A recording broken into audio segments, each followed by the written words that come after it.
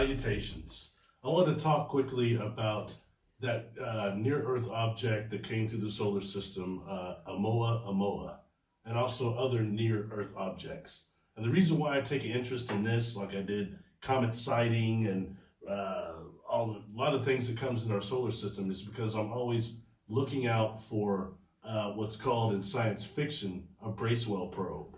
And a Bracewell probe has been shown several times, especially in the movie 2001, I believe it was, the Stanley Kubrick one, that actually they sent the monolith that came to the moon, and it went to the moon first and waited for humanity to start evolving, and it sent a monolith here. But once we became a type 1 civilization and started going into space, the monolith came alive and started making contact. So that's a Bracewell probe, all right? So I'm always looking for things that might have come from other solar systems, maybe interdimensionally, that are coming through here that are similar to that. Some things I think were sent out from old Earth and are coming back now. So Oumuaua is that object that came in. They were trying to decide if it was a comet, if it was an asteroid, and they wound up calling it, a solar lapis, which is lonely rock. Solar lapis, hey, that's cool, whatever. But anyway, it had to come in pretty fast, but it actually made like a strange turn and started leaving our solar system at a much greater speed than when it came in, and that's odd.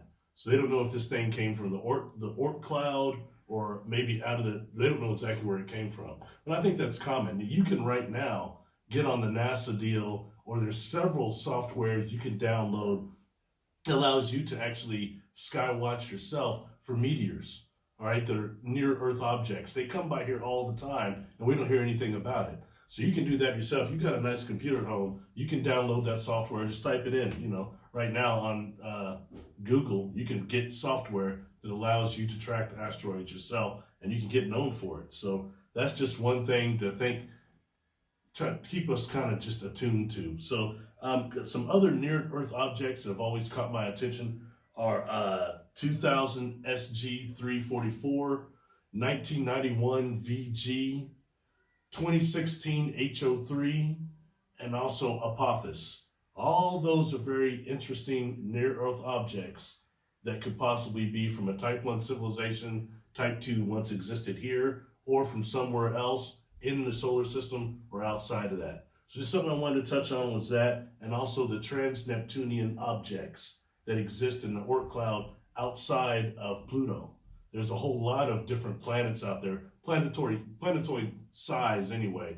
But and I've spoke a little bit how when I first interacted with Xandar on that craft, how that's what he was telling me when he started telling me to go like so many million light years out. But then just since I couldn't comprehend that, focus on the third and fourth planets outside of Pluto.